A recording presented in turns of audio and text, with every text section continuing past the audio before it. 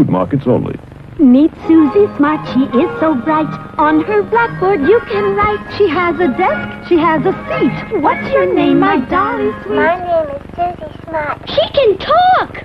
She can talk, but can she add? 2 plus 2 is 4.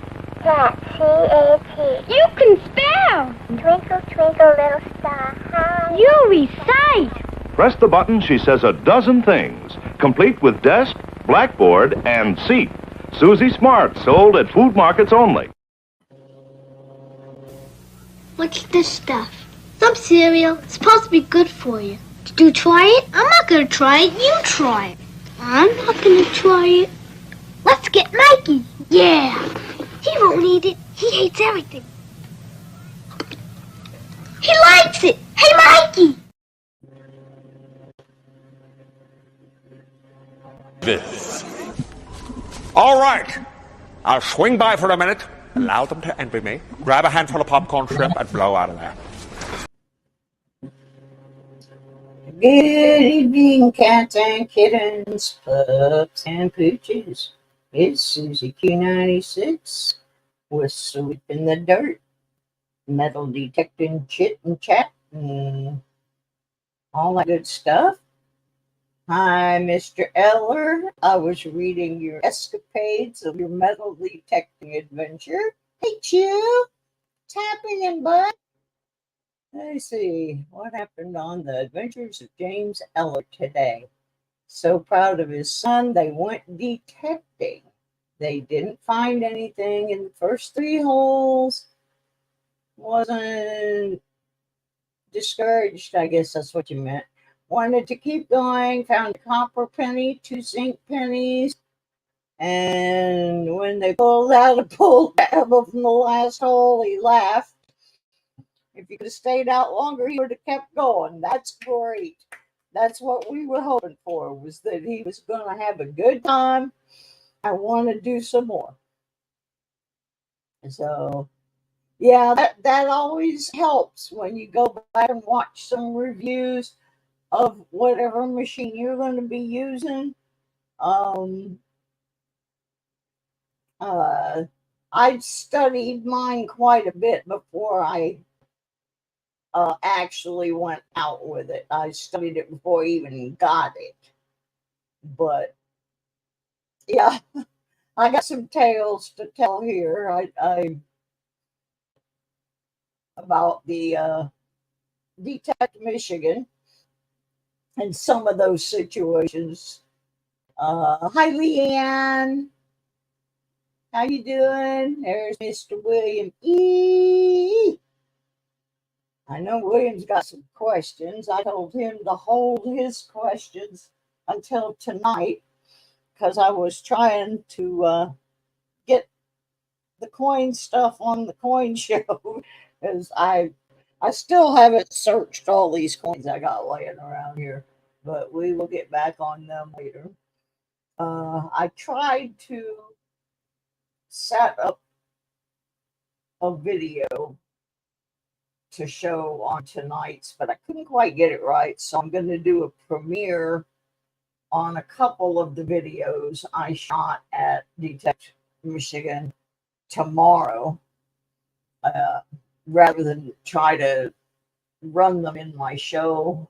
I want to do a little editing and fix it up. But M3 did a couple of videos today. He was mining for nanners. Yeah, he got a new banana. And so those will have to hold y'all over till tomorrow as far as new video content, but I am going to work on that again. I bet you're wondering what this is. It's an all wackadoodle. This is a real cool deal. This is the very first item I found at Detect Michigan. And it is a ring. It's copper and something else. I'll have to look it up. But it's made from a Mexican coin. Now, Those of you who follow me on a regular basis know that the band I work with, question mark and the Mysterians, and they're going to get mentioned again here later in a minute for something else. They are all of Mexican descent, and so I just thought this is an omen that I'm supposed to be back in Michigan and I'm supposed to be doing what I'm doing, because the very first thing I found on the very first detecting trip that I had ever made in Michigan, the very first item I found was a ring made from a Mexican coin. And I was so excited about it. And when I was sitting over at the picnic table taking my first water break, I was showing it to Donna and a couple other people. And the gentleman who actually made the ring was standing there, and he said, "Oh, I made that ring." And it is, and so I was able to get the history because I didn't know what it was made of at the time. Hey, Furry. It was made by Brent Morris of Michigan Relic Hunters. And I love his business card. And I'm going to flip over to camera here so I can show you this business card and why I like it so much. And you'll also get to see something I got at the there. I got me a new Nokta Nokta hat because I couldn't find mine. So I got this hat from MMD, Michigan Metal Detectives. Ray over there. I had to have a hat, so I purchased that from her. But here is the business card and of the gentleman who made my ring. But what I like so much about his card is on the back. When they go out to try to get permissions, they present this card, and I'm going to read you what's on the back of the card, because these are basically things you should be covering when you're trying to get a permission. And it says, "We would like to have permission to search for relics on your property. We will care and respect the property and owner's wishes. We will fill all holes and not damage property. We will also take any trash we dig up. Any traceable possessions will be returned to their rightful owners. The favor will be returned if you or someone you know needs help finding something later." Very nice card. Very handy. And you might go to somebody's place and they will initially say no, and you can leave the card with them and maybe they'll pick it up and read it and think about it and contact you. So that's an excellent card. Brent did an awesome job on this ring. I am just, whoa, bouncing it around here on my desk. But yeah, that was the very first item I got. I saw a bunch of people come in here. Furry came in. Lisa! Adventures in Michigan with Lisa. Florida Metal Detective. Thank you, Dwayne, for the gas money for the trip. I got both of my Florida Metal Detective shirts dirty. I wanted to wear one tonight on the show, but they're in the laundry. They got worn well. And hello, Detecting with Jim. Welcome, welcome. So I'm going to switch back over to the stove while I tell you about the things I found out at Detect Michigan. I did not find a lot, but I wasn't trying to. My purpose, whoops, that's the wrong camera. My purpose in this trip was to see if I had physically recovered enough to extra large. Well, you had sent me a large and an extra large. I think I could probably wear the large now, but at the time, I have extra large, and I gave the large one away on the channel. I think, not sure. I think Cynthia Swearingen might have won it, or Patty Fisher, one of those two ladies, I'm pretty sure, won the other shirt. So anyway, this was my very first find in Michigan ever. And I think it's so cool that it's of Mexican descent. Because like I said, the band I work with is also of Mexican descent. So that kind of started me off on the right track. And let me see. Anyway, I was trying to see how long I would last. Because for one thing, it was very hot. And the very first time I went out, I tried to use my walker, but it did not work well on the field. My brother has told me now how I can convert my walker over to make it work better. I met a gentleman out there who had a walker that did work on the field. And the key to it is those walkers have big fat tires with little nubbies on them. And they're actually, those wheels came from golf equipment. My brother said he got some of them and put them on an old large video camera bag that he had rigged up. So when I get my new walker, I'm going to take this old one and try to find some of those wheels and convert this over to a walker to use for detailing. Mark Thomas, in answer to your question, which is, what do I do with all the dirt I sweep? It goes out on my balcony and I grow tomatoes in it. Nanner. Hey, maybe I should grow some nanners. Some catnip or something.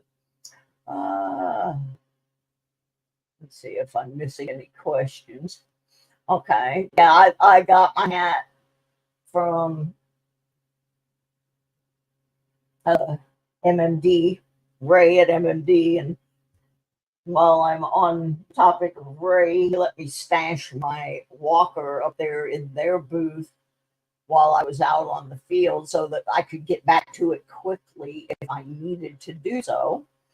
But I actually went very slowly because the heat was pretty bad. And you can ask Sir Benji. He got toasted. Poor Connor got so hot, he just said he's going back to the camper. He was through dealing. But he wants to go back next year, so that's good.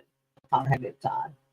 But my purpose was to see what my stamina level was.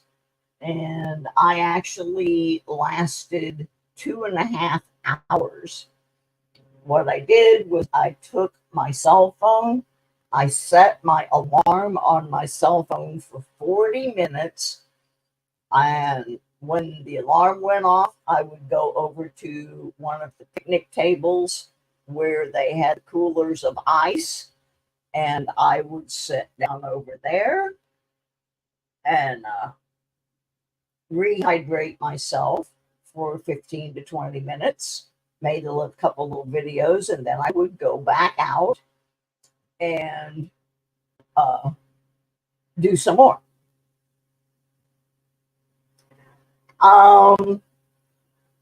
Actually, I was not too far from the starting line, but it wasn't right up at the starting line. Let me put the question up there. It was actually about a quarter of the way out of the length of the field and pretty much towards the center. Wasn't too far from the first picnic table. And so I found that. And of course, that was a great way to start out. I was really excited. And then the next thing I found was this little baby. Focus in a 1957 D Wheatie. It's got a little glob or something on the back. I'm not sure what that is, but it scrapes off with my fingernail. And there's like a piece of hair or string or something that is stuck to that blob. But that was my second find. And I was not unhappy with that. Never unhappy with a Wheatie on this channel. And then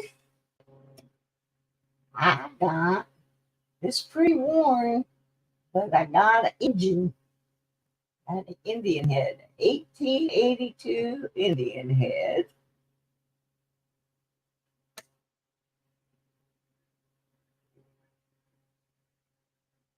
Like I said, it's pretty slick, but you can read the date on it. I'm never unhappy to find a penny. A lot of people don't, they think it's a waste, but then I found this, which I think used to be a nail, but it's pretty wasted. I don't think they're really in a seeded hunt. I don't think there is a best place to start. There were people lined up on two sides of the field, and I don't really think it mattered.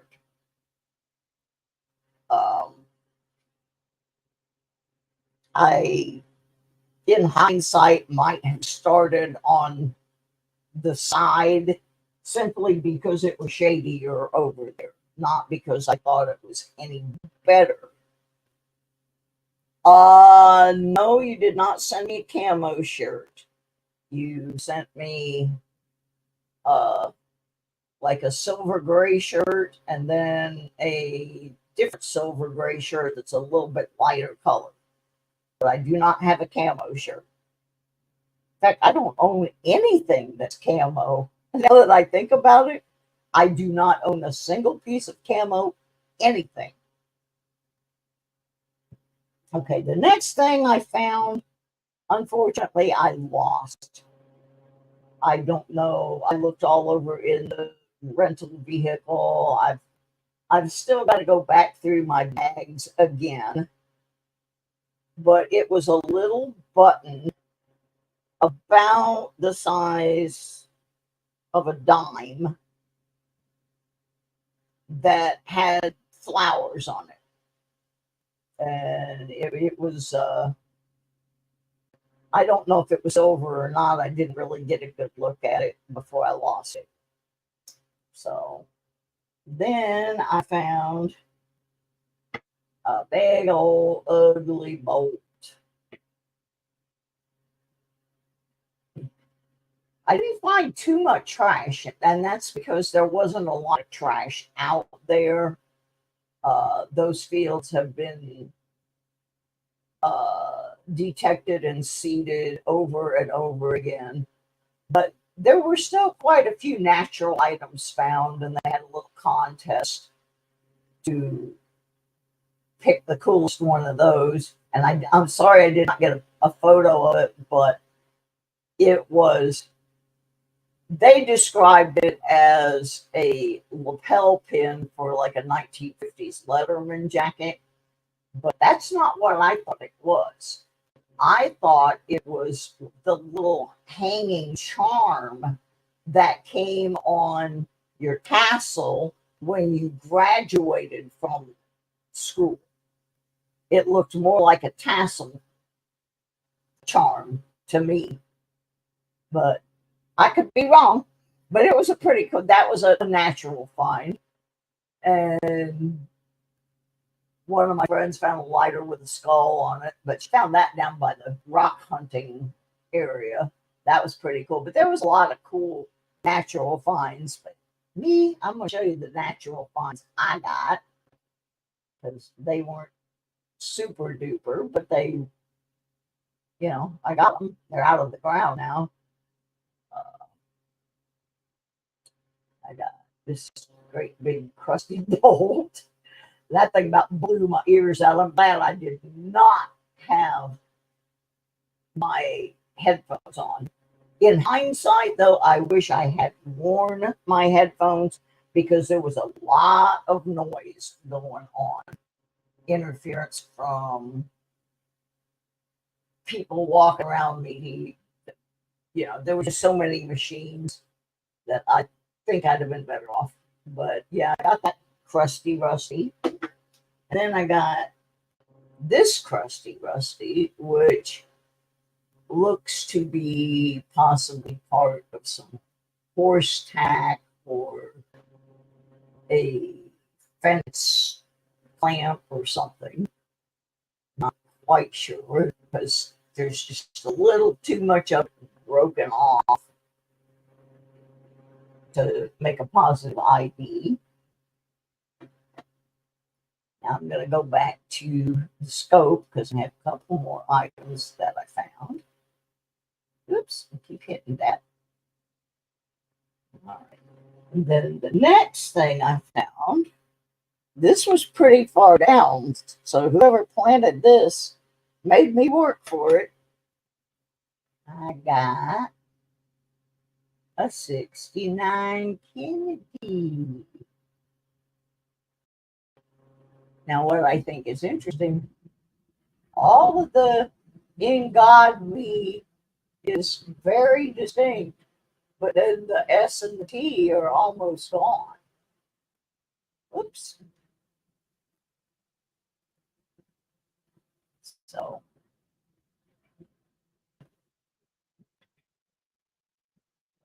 anyway, I did get silver. And I'm going to tell you a silver story. It was Sir Benji and I were sitting up at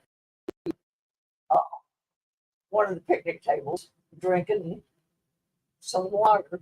And there was a guy sitting there, and he had a whole stack of coins, big coins. And he told us, and he said, all I found was a bunch of foreign coins. And we're looking at them, but these were not foreign coins. He had like Walkers and Morgans and big coppers. He had like probably some of the best finds I saw from one person in a whole day. And he thought they were just junk foreign coins. Sir Benji and I are sitting there going, dude, I'd been tickled pink to find any one of those coins. But yeah, that was interesting. And then last but not least, just like I said, I was trying more. I had several signals that I dug, and I just could not ever find them. And that probably had to do with they were something small, and my eyes weren't working real good. And then I got this button. I'm trying to get it where my lighting is not best, but as you can see, it has an anchor and on it.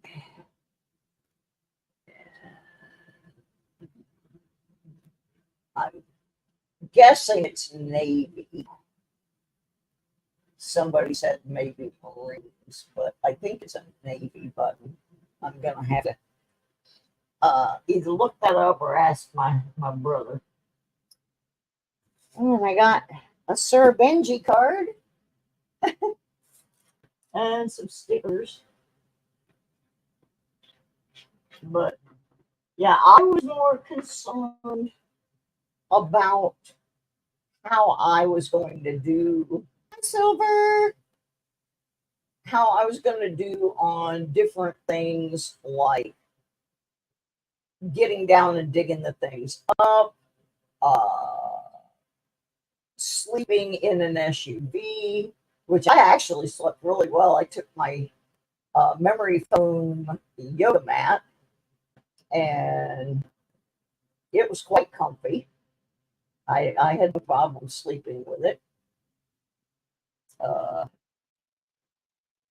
Rusty, who owned the campground, left one of his older golf carts with Deej so that she could run people. Oops, wrong camera. So she could run people up to the restrooms that could not walk that far. So that was really nice of him. And Deej drove me around, and Donna, who you will meet in a video later, Donna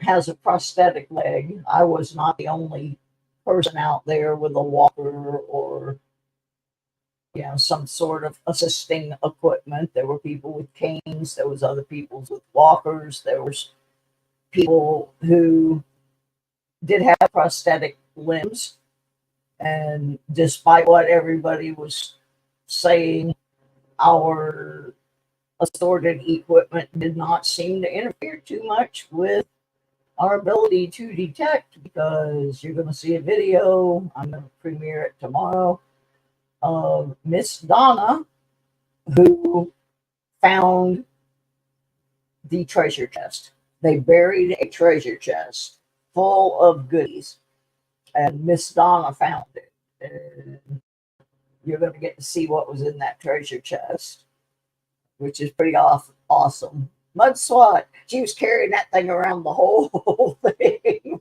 She didn't want to go that, and I don't blame her. That was a find. It has all kinds of goodies in there, which, like I said, I may release it later at the end of this show. I've already got it uploaded.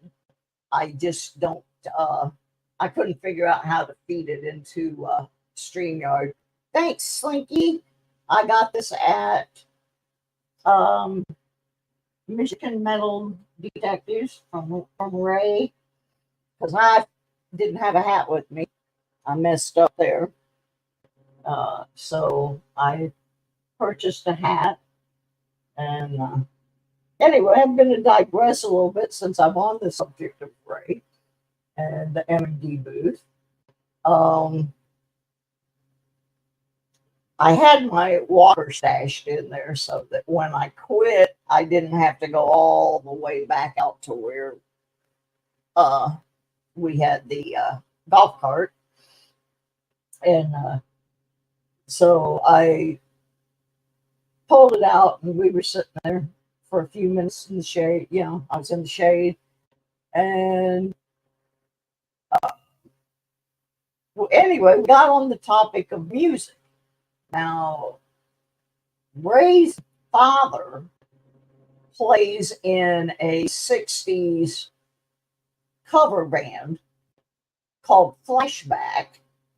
They play like 60s Woodstock type songs. This is a Michigan band.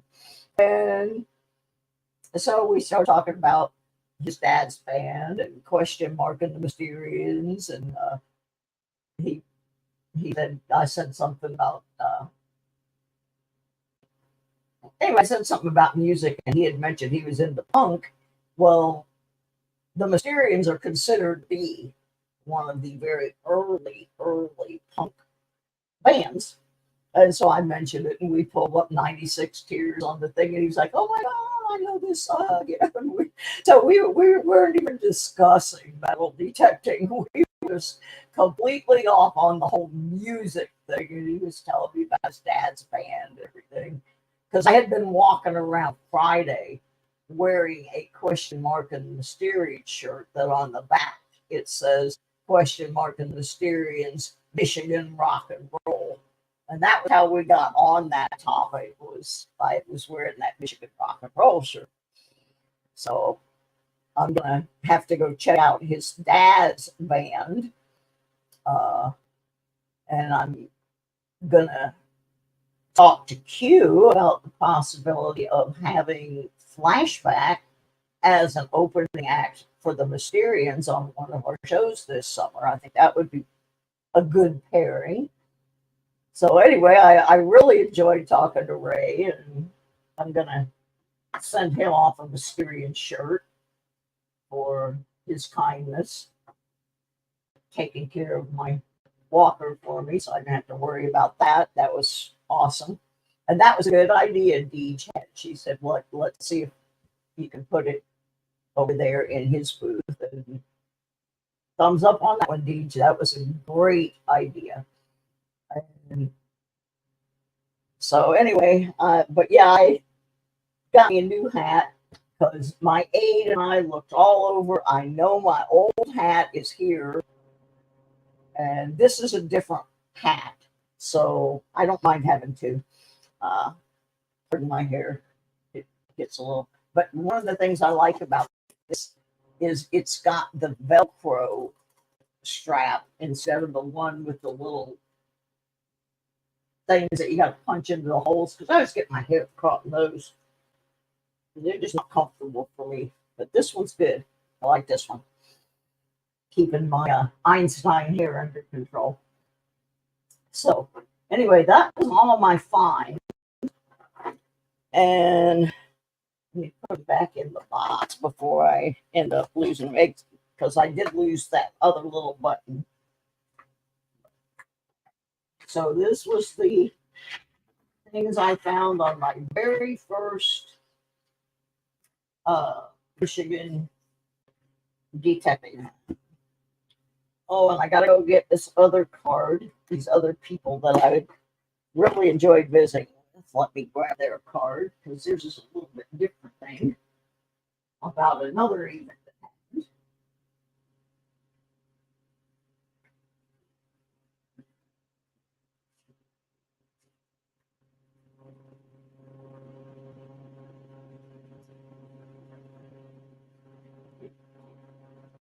The facility was awesome. They had a lot of things that I could not participate in because I'm not steady enough to do it. They had the gold sluice set up down at the river where you could go down and they'd show you how to pan for gold. And unfortunately, I did not go down there for that. But Sir Benji and his grandson did, and I think they found a couple small pieces.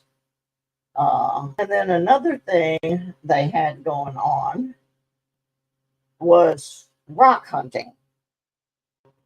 And in the rock hunting stuff, they use black lights, flashlights that are black lights. And I met the people from Uber Lights. They were also metal detecting as well, but anyway, here's trying to get focused on the Uber Lights. I will try to drop a link. They are from Brimley, Michigan, and that's up in the UP area. They've been featured on the History Channel, Discovery Channel, Travel Channel, Smithsonian Channel. They've got YouTube, Instagram, Facebook, TikTok. Really nice people. I enjoyed visiting with them. They were a lot of fun. And then let me see, who else did I meet? My stack of stickers. Tracy, and then I met Virginia and Nancy, and I met a bunch of people. Some of them I'm terrible with names, and when I post, I'm going to make a photo montage of pictures of different people that I met, and y'all may have to help me identify some of those folks, because like I said, it was hot out there, and I think I fried some brain cells. But I was really proud that I lasted as long as I did. There, Sir Benji. Um, so yeah, we did. I'm gonna try to get the videos up. Sir Benji found more stuff than I did. Once he figured out, and I am not trying to embarrass him, I kind of got called out for posting a video of him swinging too high. Well, once he figured out why he was swinging too high, he started doing a lot better. He had not fully extended the coil all the way out as far as it would go. And he's a pretty tall dude, so he wasn't getting close enough to the ground. Well, once he figured that out, he did better than I did, but he also stayed out longer than I did and overheated himself. So that was a lesson learned, was to his two things I think he came away with were be sure you hydrate yourself and make sure the shaft of your machine actually reaches the ground. But he did really well. Nobody did as well as we thought, and I think it's because there was just a ton of people out there. I mean, Casey did an awesome job promoting this thing. I'm going to tell you, if you ever get an opportunity to go to this facility for bowl panning or camping or whatever, do it, because the facility is really nice. The bathrooms, other than the fact that I wish there had been a couple more of them, were some of the nicest restrooms I have ever seen at a campground.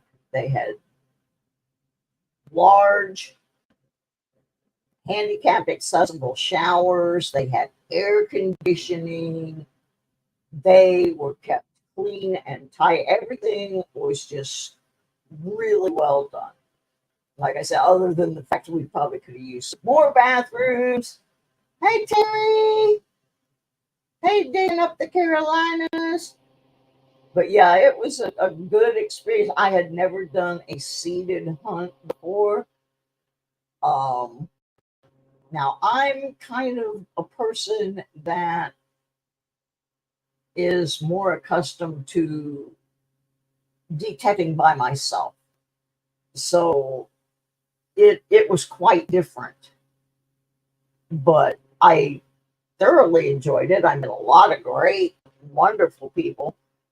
There was so much food at the potluck.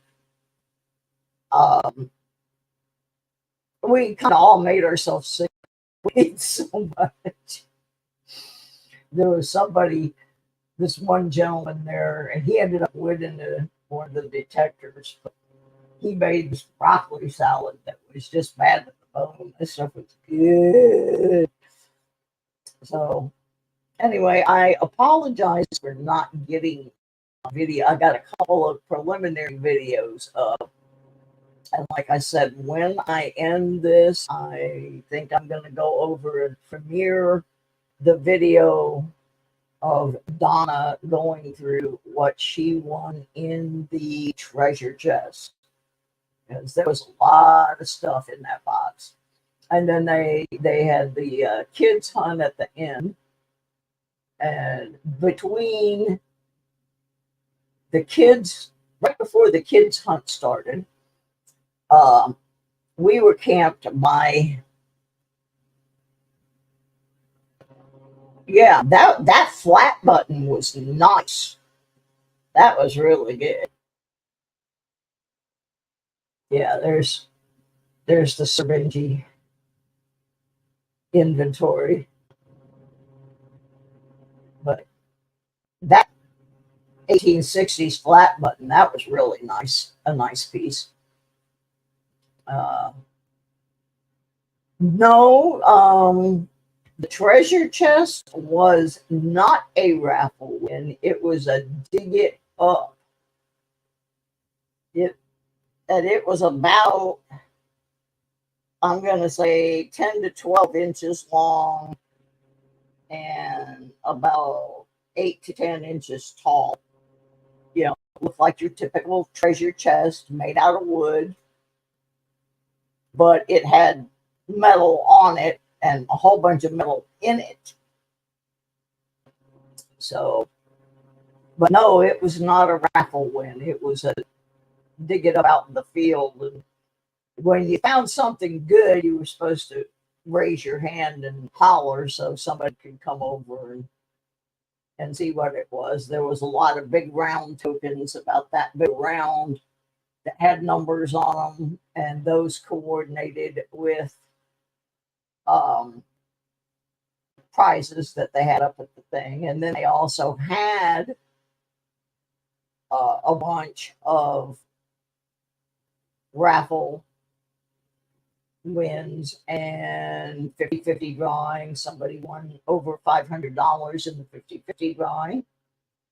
I don't know why, but I didn't buy a ticket for that. I only bought one ticket, and it was to try to win a metal detector because I wanted to try and win one for Benji's grandson, but I didn't win. We had a guy that was parked near us. He has done some videos with Deej. His name is James, and James was helping everybody. And one of the things I got to do was, James had a number of different detectors, one of which was a Nokta legend. Now, you guys have asked a lot of questions about the legend, and unless Patty Disharoon is hanging out in here, we didn't really have anybody that physically could answer a lot of those questions. So I took James's legend out for a spin. I was not digging for anything. Hey, Tin Man, welcome, welcome. I was not actually digging for anything. Most of the stuff for the kids' hunt, they just took coins and just threw them all over the ground where the kids really didn't have to dig. They could find them, eyeball them, or find them with a pinpointer for most of them. But they let me, hey, Spray Can! They let me go out there while they were spreading them around so I could run the legend over the different varieties of coins, and I could see what I was going over. Hey, Seth, welcome.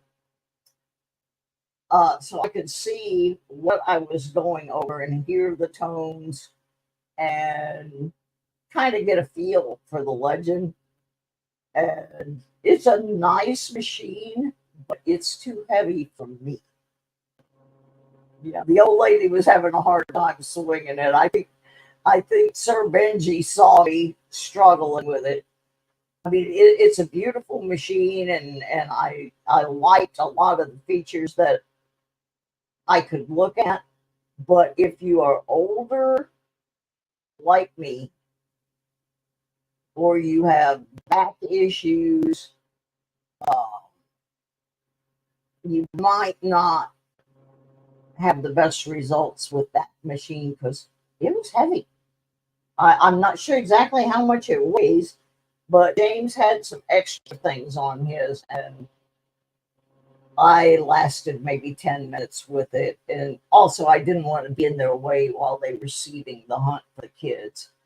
But I did get to try a legend. So that was another benefit of being out there with a whole bunch of different people that had different types of machines, is most of the people were more than willing to let you try out. I tried another person's pinpointer because the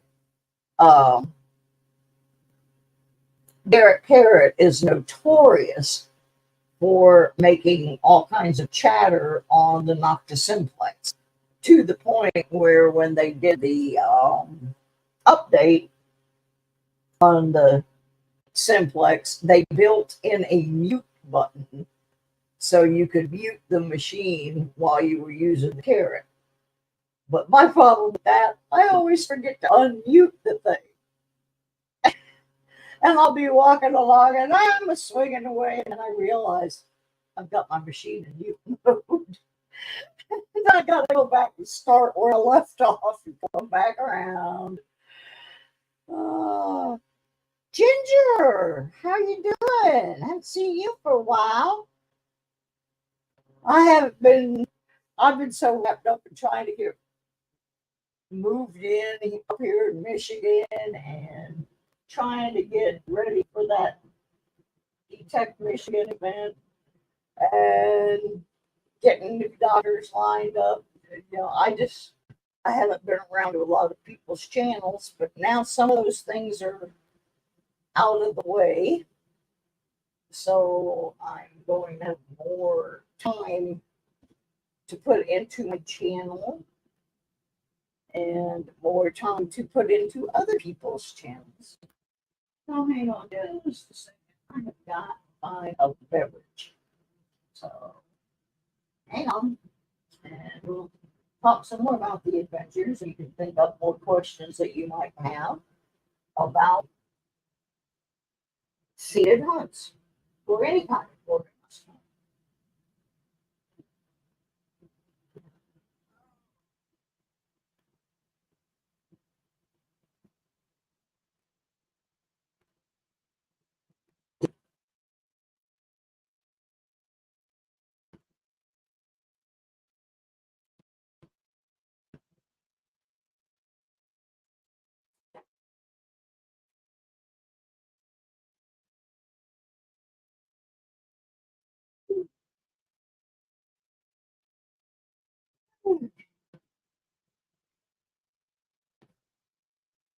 One thing I learned, whatever you pack to take with you to one of these events, after you got it all packed up, take about half of it out because you're not going to need it. You're not going to have time for it. I took way too much food.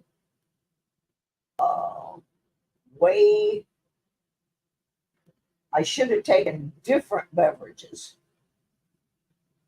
I should have taken smaller bottles that would fit in my fines bag.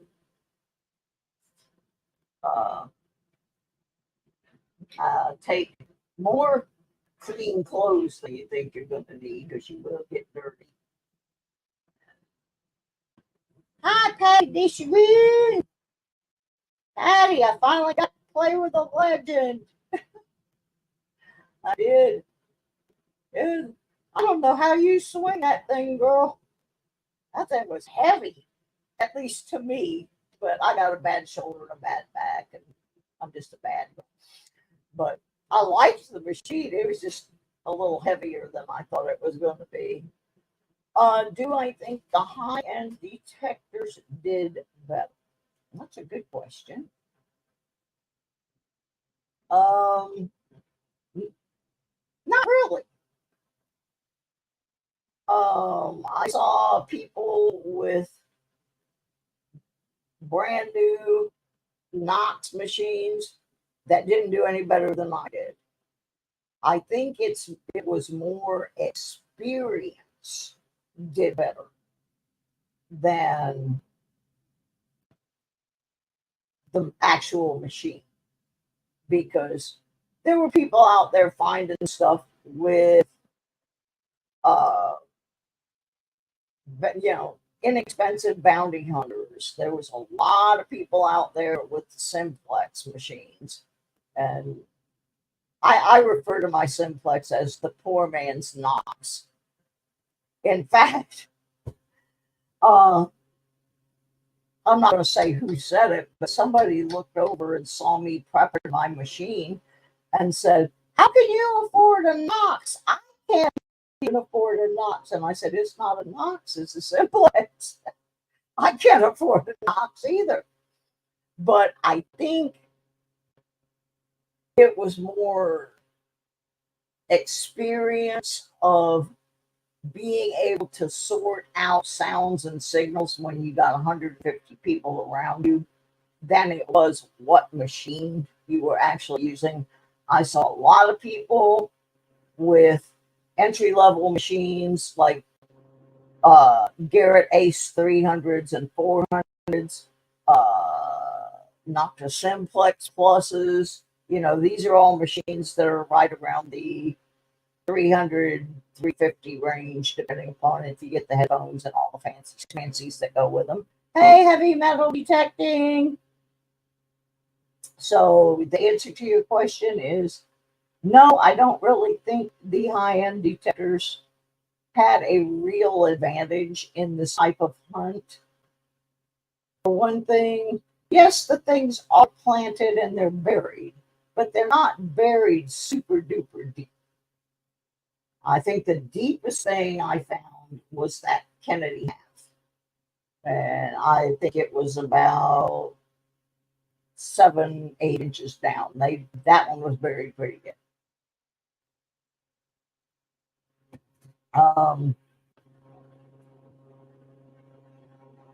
Would I wear headphones in the future? Yeah, exactly. The guy with the bunch of silver coins that didn't know what he had, he was using Garrett 400, and he had the best collection of stuff that I personally witnessed as far as finding the more expensive coins. He had a bunch. Yeah, and he was using the exact same machine that Sir Benji was using. Hey, Fleabag! Would I wear headphones? I did not wear my headphones. In the future, if I do another hunt with a whole lot of people, I believe I will. Because there's just so much, there's a lot of people that aren't using their phones. So you're hearing everybody else's beep, beep, beep, beep, beep, beep, beep, beep. And it was hard for me to dial in. So would I wear headphones in the future? Probably. But I have a tendency when I wear my headphones to only cover one ear. And that's because I do want to be able to hear what's going on around me. There were so many people that were not watching where they were going because they were into it. You know, they're just into hunting. And they were kind of, some of them kind of were banging into other people. And that would probably be me if I had the phones on both ears. I would be fearful that would happen. But the next time I am in a group like that, I believe I will try with the phones because my hearing is not that great in my left ear. And maybe I would have found a few more items, but like I said, I was going really slow. I was concentrating on quality, not quantity, for one thing. A lot of the people, they just get out there and they're just like, go, go, go, go, go, go, go. And they're actually were going over stuff. That $50 I got, a guy went over that. And he was using a Knox and he went right over that. Let's see what Patty's got to say about the legend. Yeah, I just asked this guy if I could try his legend out and he let me, so that was cool. Yeah, that might be the thing, Patty. If I had a smaller coil, because my biggest complaint was that coil was awkward for me. Now, the young man that owned the machine is in his 30s, and it wasn't an issue for him. But it was awkward to swing, and my shoulder bothered me a little bit the next day. And I was like, why is my shoulder hurt? And then I thought, yeah, the last thing I did was I went out there with that legend. And it had the big coil on it. I believe a smaller coil would have done the trick for me. But I liked the machine. The only other thing I did not like about the machine was that all the control buttons were black. My eyesight being what they are, and being so used to the simplex where they have the little light up ring around the control buttons. I had a hard time finding the off-on switch. I'm not embarrassed to say I had to ask, how do I turn this thing on? But I was happy that I got the experience, because you know how many times in here the legend has come up and we've discussed it. And I'm always saying, yeah, Patty's the queen of the legend in this bunch. And I've never had the opportunity to use one before. So I shout out James, wherever you are, for letting me do that. Yeah, I thought about getting some glow-in-the-dark paint for that. They sell it at the craft store, and put, if I had one, I would probably just put a little dot of it on each one, so that, because the paint looks white, it looks whitish green. I think that would have done the trick. But my only real complaint, I didn't get to play with it for too long, but my only real complaint was, man, that thing was heavy. And I'm 71 years old, so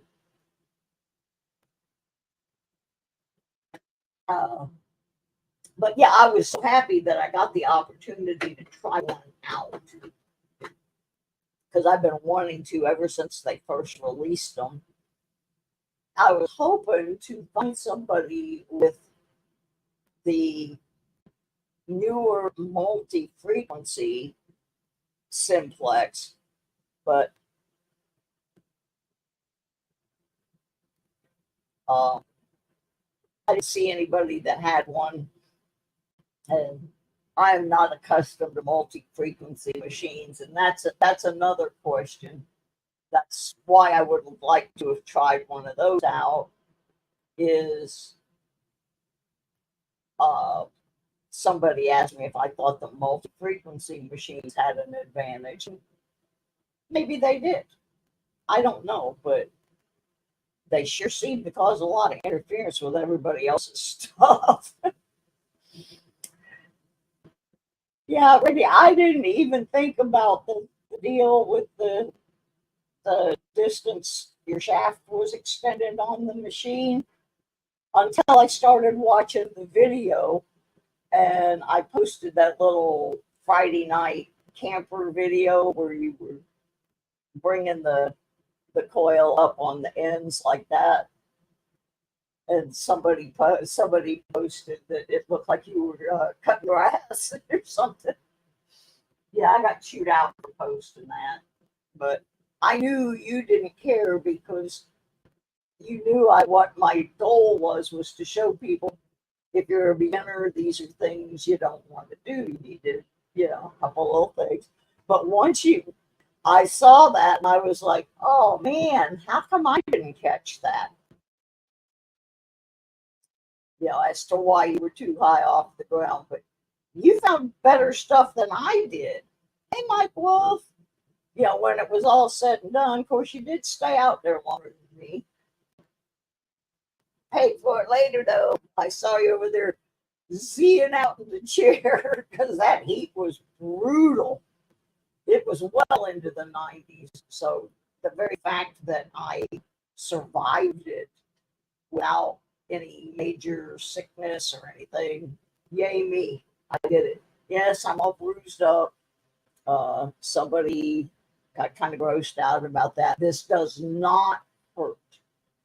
Let me emphasize, this is caused by one of my medications. And you just barely touch me and I bruise. But they don't hurt. The only time they hurt is if I get a skin tear, which I did on my hand. The grass out there, this is another thing I want to emphasize, the grass out there was like this. They had mowed it down, but they had mowed it down. It was still 3, 4, 5 inches high in some places. And the stems from it were almost like wood. Well, Dum Dum Dum did not put her gloves on. Nope, I didn't have gloves on. And I reached down to get that weedy. The second thing I found was the weedy. I reached down in the hole. Well, that was the test run. It was the Friday night campers test run. There was only 12 things out in the field. They were like 11 tokens and a V-nickel. So that really was the test run where I made that little piece of footage. But anyway, I reached down in the hole with no gloves and I stuck one of those grass stems, just raked it across my hand, and it ripped my skin about that big. Now that hurts. That's the one that hurts. The bruises, they don't hurt. So if you see these bruises on me, please know I am not in any pain. No one has beat me or anything. I just barely help myself on stuff, and it is what it is. Well, that's because I hadn't put my gloves on yet. It was right at the very beginning of the hunt. I had found that ring in like the first 5 minutes. And the next thing I got to was that penny was maybe 3 feet from the ring. And that's how I got reminded to put my gloves on.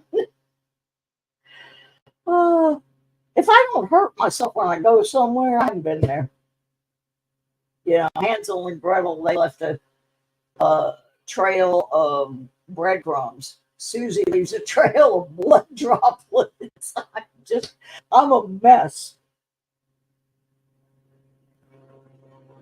Yeah, I hate gloves, but since I've had to start taking all these meds and doing all this, I'm much more dialed in on wearing them.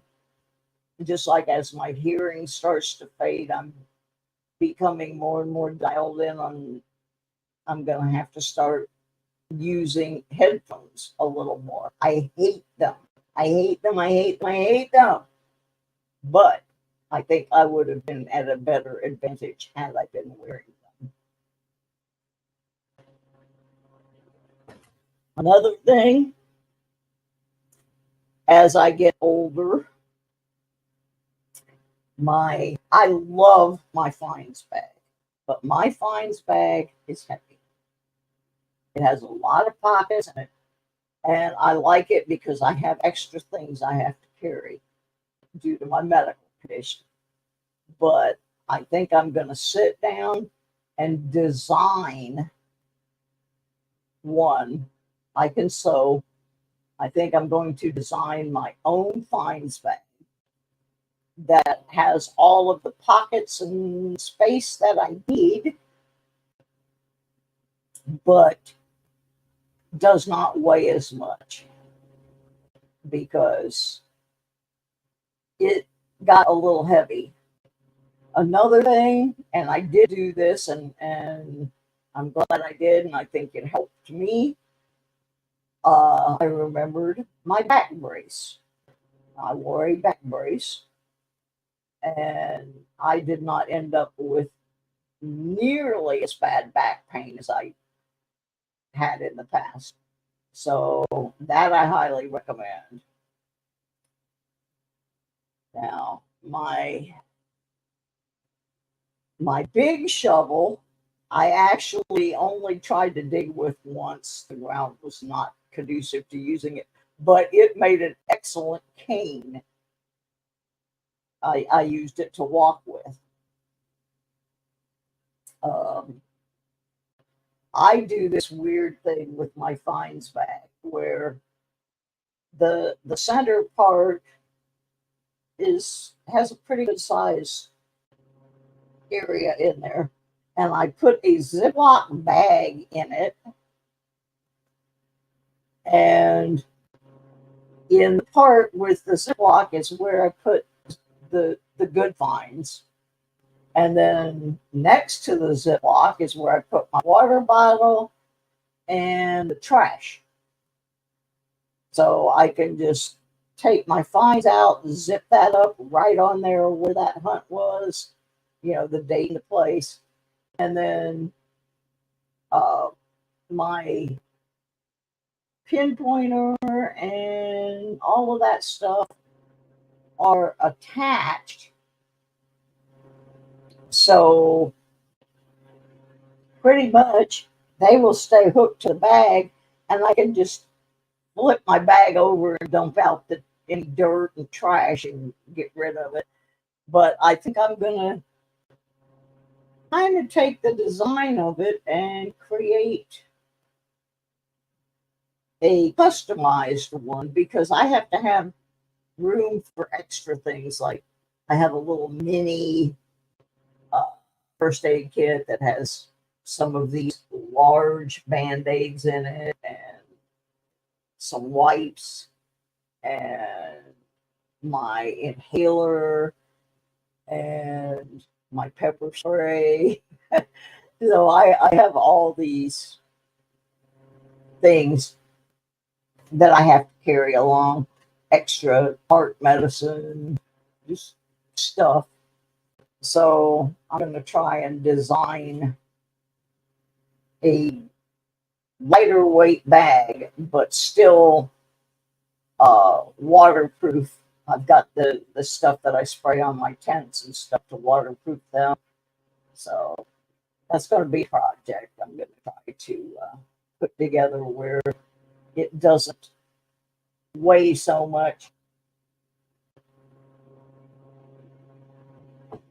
I also try to carry like a little thing of crackers or something in case my blood sugar decides to act stupid.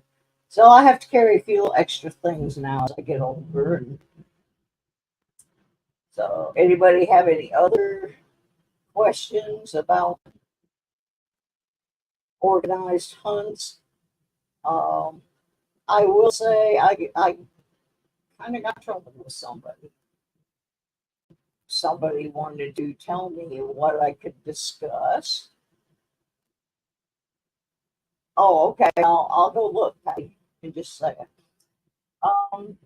Somebody tried to tell me what I could and could not discuss on my channel. They were afraid that I would offend the promoters if I discussed things that I thought could be improved. And those of you who know me know you don't tell little Susie what to say. You just don't.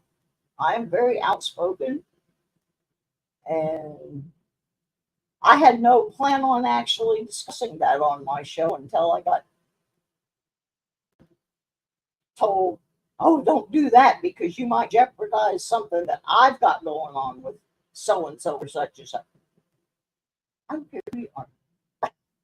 You don't tell me what to talk about. So I'm going to talk about this next thing. Because it's not aimed at the promoters of the event in any way, shape, or form. It's aimed at a couple of people who attended the event that apparently left their manners at home in their back pockets.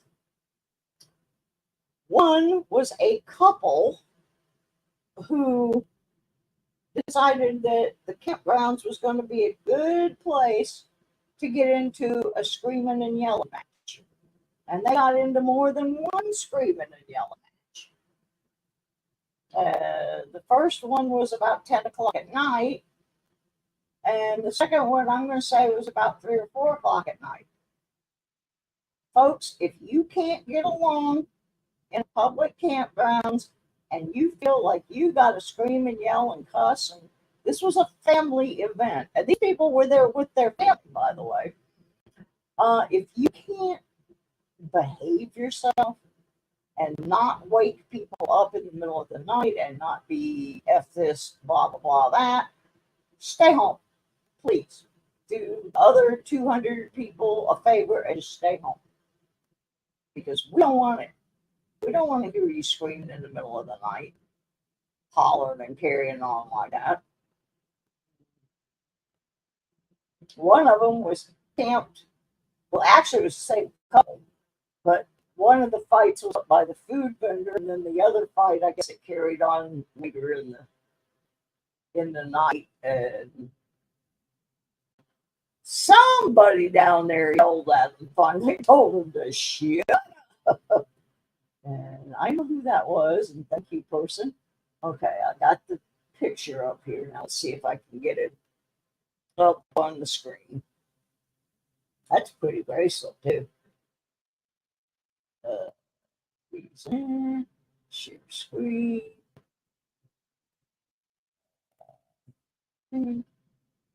This is the, yeah, there we go. Let's see if I can get this up here. There we go. There's the bracelet. This is what Patty found. It's pretty. Just got to get it a little bit bigger. There we go. All right. I'm trying to scroll back to her.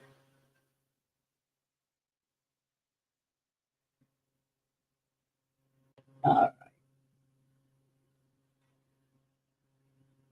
There we go. There's the bracelet that Patty found. Now, was this with the legend, Patty?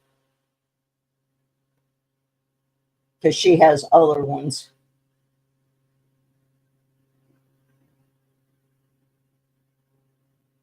Yeah, I love tot lots. My problem right now is I don't know where to go. I don't know where I can and cannot detect here. I do know now that I've got enough stamina. If I lasted 2.5, 3 hours out there this past weekend when it was in the 90s and humid as heck, I can make local trips of 3, 4 hours. So, if there's anybody that lives within 40 or 50 miles of me, I am in Burton, Michigan, or Grand Blanc. I will be happy to pay for gas if you will come and retrieve me, because I don't have a car. That's my issue right now, is I do not have a car. But if you have a place to hunt, I will be happy to pay for gas until I find a car. And yeah, that's a really nice bracelet, Patty. That's beautiful. Now, where is it broken? Is it get a picture here. Is it like where that catch is down at the bottom by the green stone? Is that what's broken? Is the clasp? Because if that's the case, and you want to send it over to me, I can fix that for you real easy. And I have, I have all kinds of the rings. Yeah, I can fix that. That's an easy deal. If you want to fix it to keep it, stick it in an envelope and send it to me. I'll fix it and send it back to you. Because I have all the stuff to fix that kind of thing, because I make jewelry. Yeah, so I got stuff, And I got a whole box full of small gold and silver findings, the loops and the catches and everything. So we can put a gold or gold plated on it and make it look like it was never broken. But that's a pretty awesome little find right there.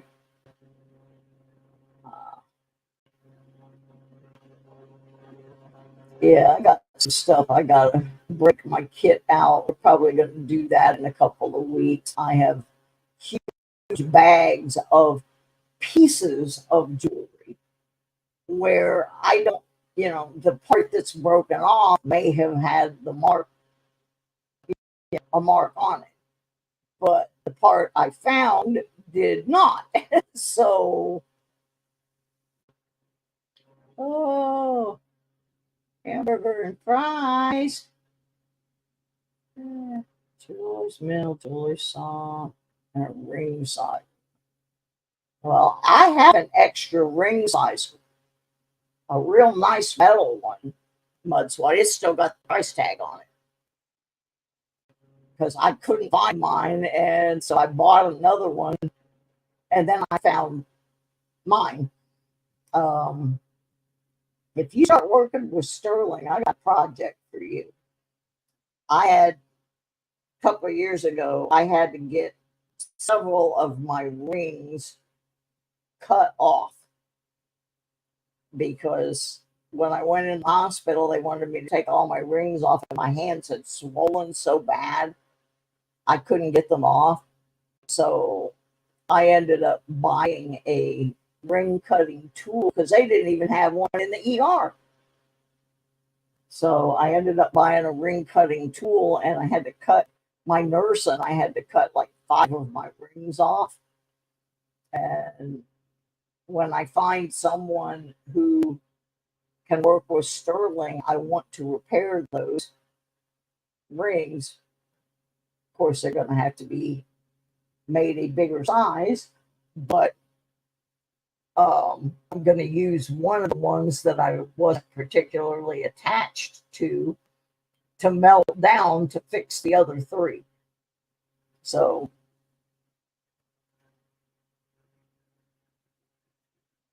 well, this is a very basic, simple thing. One of the very first things you're going to learn how to do is melt down the silver and just fill in the little gap. And they don't even have to be perfect. I just want to be able to wear them again. So there's not like any design involved. Yeah, it's just a solder thing. It's just a solder thing. Where I had to get them off because they would cut off the circulation in my hand. So I went to the ER and they said they didn't have one of those tools. And I'm like, you've got $1 million tools in your ER, but you don't have a $15 ring cutter? I mean, how often? I would think pretty often you would need to remove a ring from somebody's hand, and they didn't have one. So then we called the other hospital up in Roanoke, Virginia. They didn't have one either. And I'm like, well, this is crazy. So I went on Amazon and ordered one for next day delivery, and it got there in about 10 hours. Yeah, they always have to cut rings off people. And for 2 hospitals to not have a $15 tool, I was like, what the heck? I'm not going to lose my finger over this. So we just ordered the tool, and I keep it in my box with all my other medical things like blood oxygen meters and, little things like that. Yeah. But yeah, I want to get those fixed because they're sentimental to me. But yeah, Patty's little thing here, this is an easy fix. This would take me under 5 minutes to repair that missing clasp. That's easy peasy. I'm sorry to hear that, Mud Swat, but I understand it. My mom wore her wedding rings for so long, and they weren't real expensive rings. And over time, they just wore through on the back. I have a couple that are just worn through. They weren't even cut off. They're just worn through. All right, so anyway, yeah, I wasn't happy about the people fighting in the campgrounds. I will say the people there were incredibly tidy. I saw almost nobody throwing trash on the ground. Everybody was keeping things real clean. But the couple that was fighting, I didn't appreciate much. And other people didn't appreciate them either.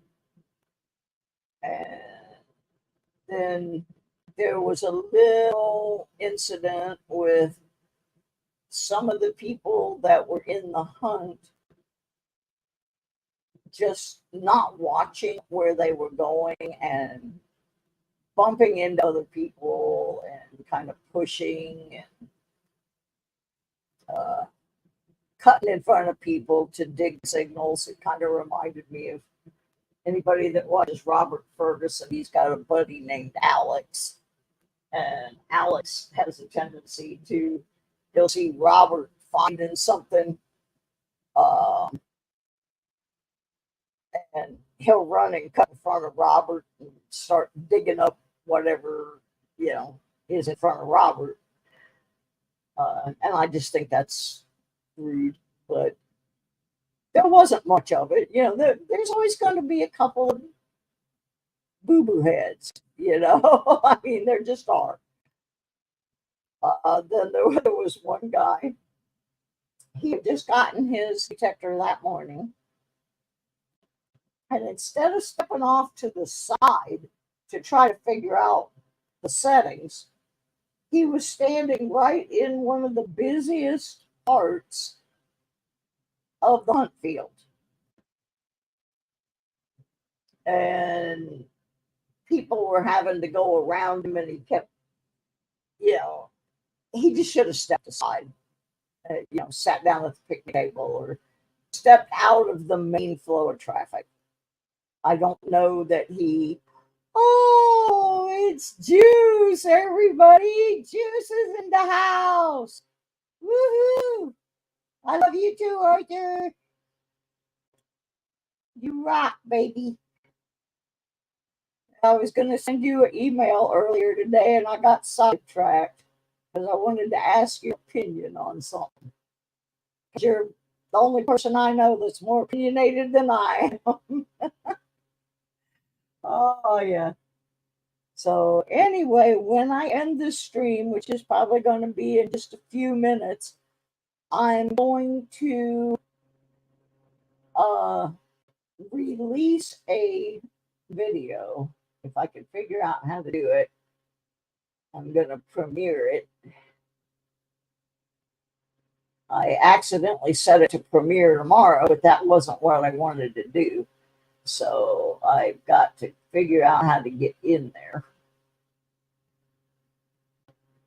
And I think I can change it where I can release tonight. It's not a real long one, but it's the video of Donna when she found the treasure chest. Where's the time? Premiere. Edit premiere. I'm in new territory here. Oh my goodness. Here. Schedule June 2nd. See if I can do this. That's not it. Where is it? Oh, I should be able to do this. I'm no good at this kind of stuff.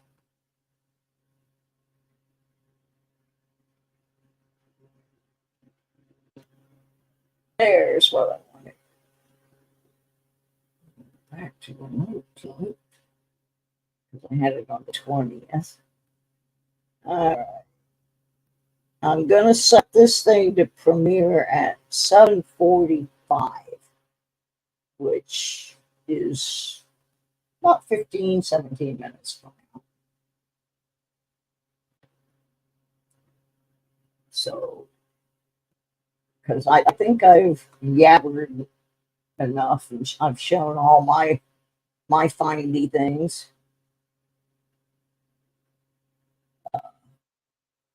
So I think I'm going to wrap this up, and then at 7:45 we should have a premiere starting of a video called Detective Michigan, Donna Finds the Treasure Chest. And it's not a real long video. I just wanted you to see some of the things that were given out. And Donna was so excited.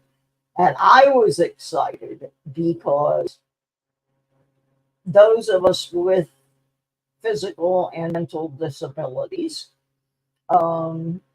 sometimes we get told we can't do. Well, yeah, we can. Donna has a prosthetic leg. She went out there. She was just going wide open, and she found the big prize. So for all those people that were saying that, we got ya. All right, Patty, enjoy your dinner. Try to catch the premiere. Like I said, it's short.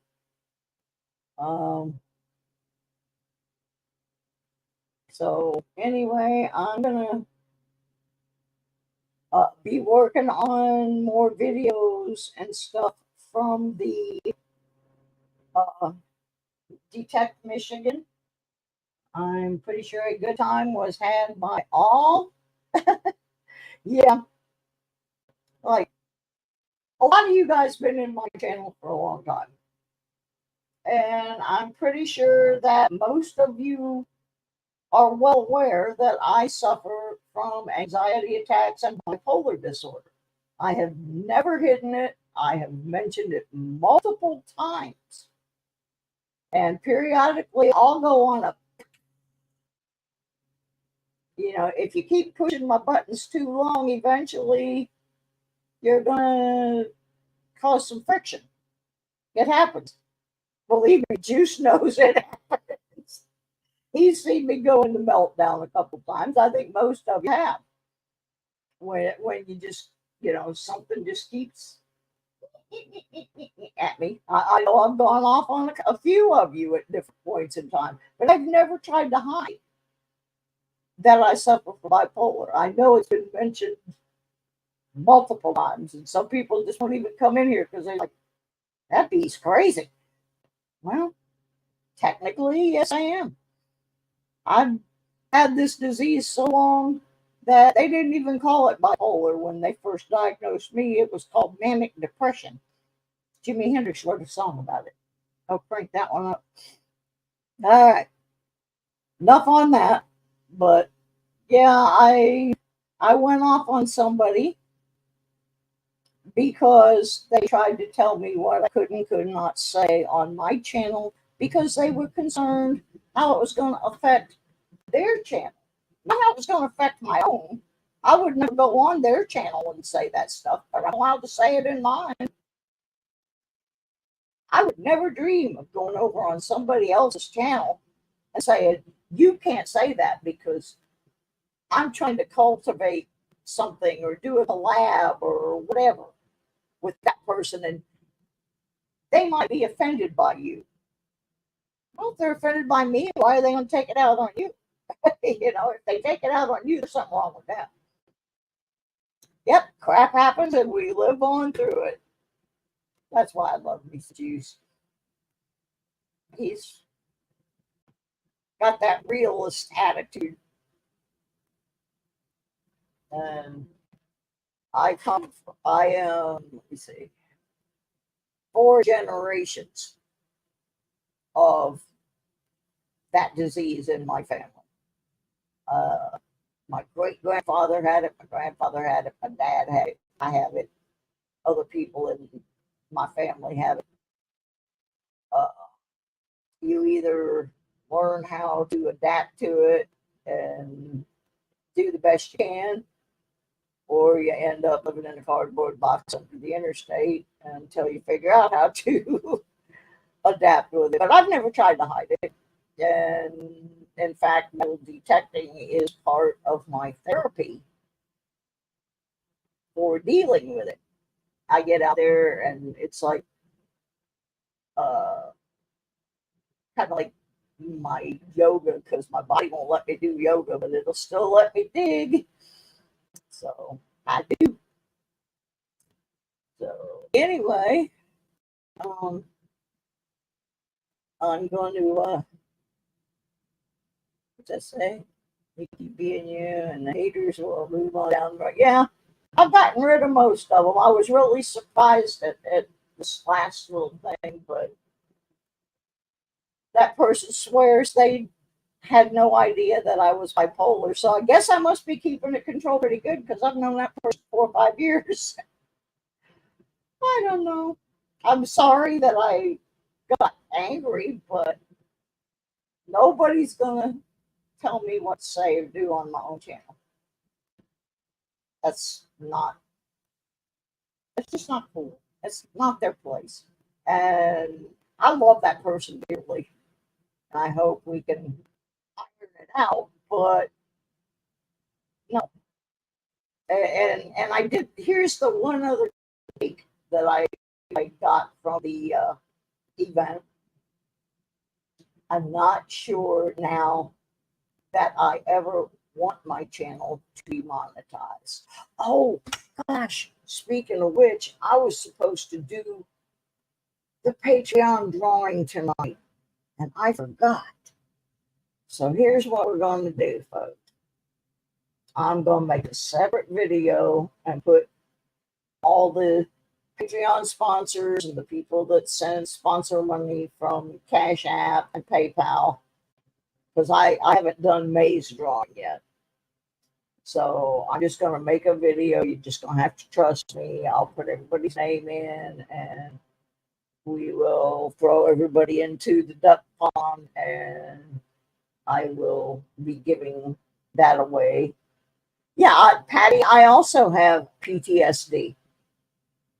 You know, it seems like some of these diseases go together.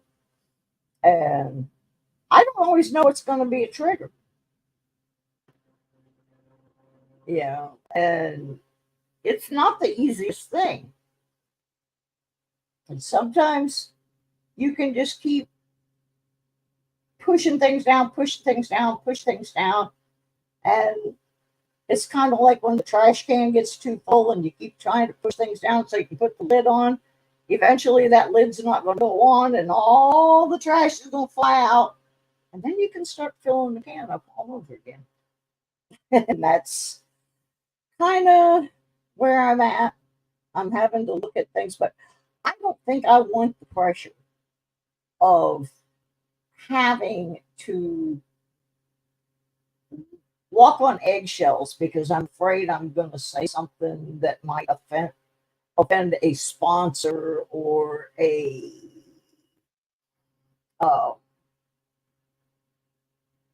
not necessarily a sponsor, but somebody that's going to donate or whatever. I don't want to be so obligated and so tied to my channel that I can't enjoy it. I don't know what that personality thing you have is, Juice, but I love it and don't change a bit. Don't change it. And you are one of the people that made me realize that uh, having your channel being funded is always what it's cracked up to be. Like, you got to walk on your tippy toes because you think one of your friends may say something that is going to change how your sponsors view you. I don't think that's saying much for your friends. I just don't. But I'm sorry if I offended that person, but sure didn't intend to. But when something is said to me that I shouldn't say this because it might cost them their sponsor. How am I going to cost you your sponsor? You can just say, oh, well, we all have crazy viewers on our channel. Yeah, if we ain't having fun, what's the point? Amen, Juice. And when all this was happening, I thought about you.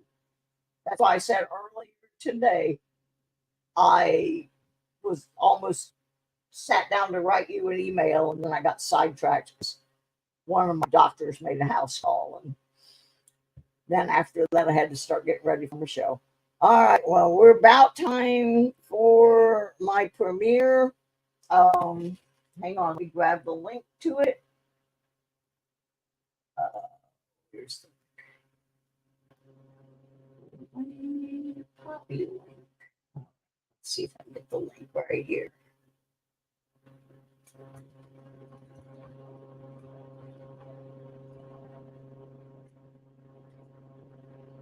All right. Now, real quick, I'm going to pin it up at the top. Oops. Darn it. Hit the wrong button. I do that all the time. And there's this one right here. Pin message. Okay, I pinned it to the top. And I'm going to run. I want to grab me a drink. I thank everybody for coming in. I will get that drawing done. I was pleasantly surprised to discover that the person that was so concerned about I might cost them something told me they only get like $35, $40 from being monetized. I get more than that from my Patreon sponsors. I love you guys. You guys always make sure I have enough money to send out the giveaways, and that's all I need to do. So, all right. We're going to head over real quick. Got about 5-6 minutes before the premiere. The link is posted at the top of the chat. I'll post it again right here. And while you're over there, M3 the cat put up some new cat banana videos. He's Z'd out now. He's played himself out. Thank everybody for stopping in. I should have some more video up tomorrow and Friday from the event. And then we're going to start trying to get the channel whipped back in shape. I'm feeling a lot better now about myself since I made it through that event. Love you guys. Thanks, Juice. Love you. Love all of you. See me at the premiere in about 5. Hope it goes. I think I got it set right. Bye, everybody.